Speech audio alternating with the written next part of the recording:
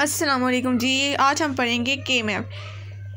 ये जो है के मैप एक कंप्यूटर साइंटिस्ट था और उसने फिर ये फॉर्मूला बनाया। और इसमें एक ग्रुप थ्योरी है। एक ग्रुप किसको कहते हैं? Set to be group under any binary operation. ऐसा सेट उसको हम ग्रुप कहेंगे जिसके अंदर बाइनरी ऑपरेशन हो रहे हो, मल्टीप्लाई प्लस हो रहे हो। ठीक है, तो अब हमारे पास अगर क्वेश्चन है 0 1, ठीक है, यहाँ माइनस नहीं आना, 0 1। अब 0 1 को कैसे सॉल्व करेंगे? 0 1 यहाँ पे भी लिखेंगे, 0 1 यहाँ पे भी लिखेंगे, प्लस करेंगे। 0 + 0 0, 0 + 1 1, 1 + 0 1, 1 + 1। अब 2 आता है ना, तो 2 का हम उसके वो निकालेंगे, बाइनरी में निकालेंगे। तो 2 को 2 से ही हम उसका एलसीएम लेंगे, तो क्या आएगा? 1 1 ऊपर आंसर आया, तो नीचे क्या आया? 0। रिमाइंडर जो आएगा वो ही लिखते हैं ना हम। 0 बिट्स को हम काउंट करते हैं ना, जो बिट्स 0 आएगी वो। इसी तरह मल्टीप्लाई करेंगे तो 0 × 0, 0 1 सा 0 0, 1 0 से 0, 1 1 सा 1। अब आ गया ग्रुप थ्योरी। इसमें चार कंडीशंस हैं कि ये होनी चाहिए। पहली है क्लोजर प्रॉपर्टी, दूसरी है एसोसिएटिव प्रॉपर्टी, तीसरी identity property, inverse property. Group की कोड डेफिनेशन है combination of different person is called group. अब जो इसकी सबसे पहली प्रॉपर्टी है वो क्लोजर प्रॉपर्टी। क्लोजर प्रॉपर्टी में होता है कि टेबल बनाना पड़ता है आपको, ये और ये टेबल बनाने पड़ेंगे। तो अगर ये सेटिस्फाई हो गई तो फिर ये क्लोजर प्रॉपर्टी सेटिस्फाई है। उसके बाद एसोसिएटिव प्रॉपर्टी। एसोसिएटिव प्रॉपर्टी में हमें 3 वैल्यूज चाहिए, 0 + 1, फिर ब्रैकेट लगाएं +0। इसी तरह राइट हैंड साइड में 0 + 1 + 0, वो तीनों को लिखना है। 0 + 1 था ना हमारे पास, आगे कुछ भी नहीं था तो हमने यहाँ पे 0 लगा दिया, ठीक है, और ब्रैकेट इधर लगा दी।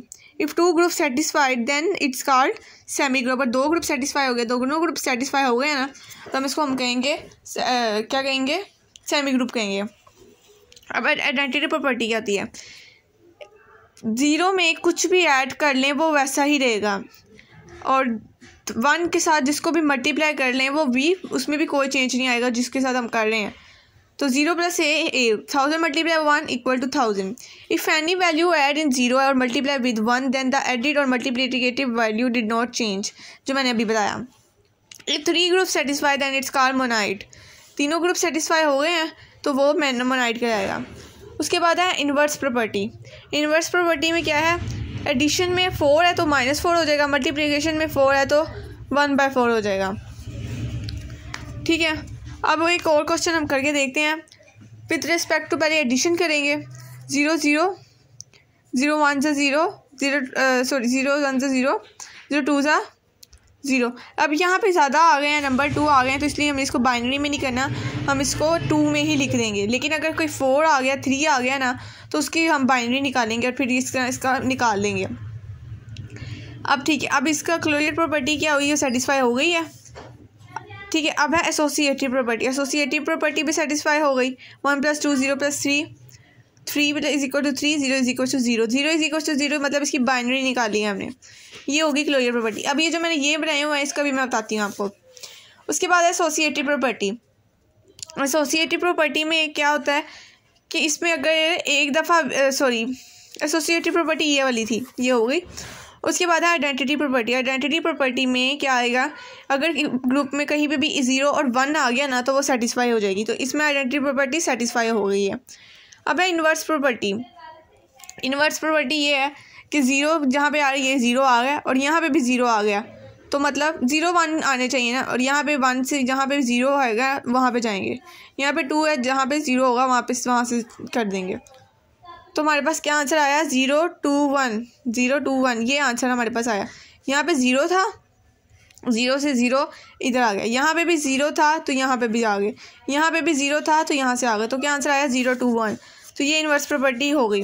अब हम इसको मल्टीप्लिकेशन के लिहाज से लिखेंगे। क्लोजर प्रॉपर्टी इसकी सेटिस्फाई हो गई है टेबल बनाने के साथ ही।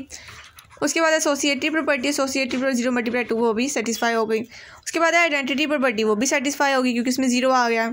इन्वर्स प्रॉपर्टी डिससेटिस्फाई, और ये सेटिस्फाई नहीं है, तो ये ग्रुप कहलाएगा मोनाइड। 1 2 क्या है इन्वर्स प्रॉपर्टी में? 1 2 क्या है? इन्वर्स प्रॉपर्टी में 0 1 नहीं आया ना, इस वजह से वो सेटिस्फाइड हो गई है, इसलिए इसको मोनाइड कहा गया है। उसके बाद है एबिलियन ग्रुप। एबिलियन ग्रुप क्या होता है? A group satisfy commutative properties called abelian group. Commutative property कौन सी होती है कि अगर A multiply B equals to B multiply या A plus B equal to B plus A. First है हमारे पास set G is equals to 1 -1 iota minus iota. अब इसका टेबल बनाएंगे, मल्टीप्लाई के लिहाज से बनाएंगे, ठीक है, क्योंकि कम्यूटेटिव प्रॉपर्टी क्या होता है, मल्टीप्लाई। अब है ए डॉट बी और उसका कम्यूटेटिव बनाएंगे एसोसिएटिव जैसे बनाते हैं dot C A dot B dot C for all A B C in group G. ये एसोसिएटिव प्रॉपर्टी सेटिस्फाई हो गई क्योंकि इसका ये बन गया। आइडेंटिटी अगर ये 2 होते तो फिर ये ना ही बन सकता था ना, ए बी और आगे हम 0 तो नहीं लगा सकते थे, फिर ये नहीं बन सकता था। उसके बाद आइडेंटिटी प्रॉपर्टी सेटिस्फाई हो गई है। कैसे सेटिस्फाई हो गई है, क्योंकि इसके अंदर 1 आ गया है, यहाँ पे 1 है ना, इसके अंदर 1 आ गया, इस वजह से 0 नहीं आया, कोई बात नहीं।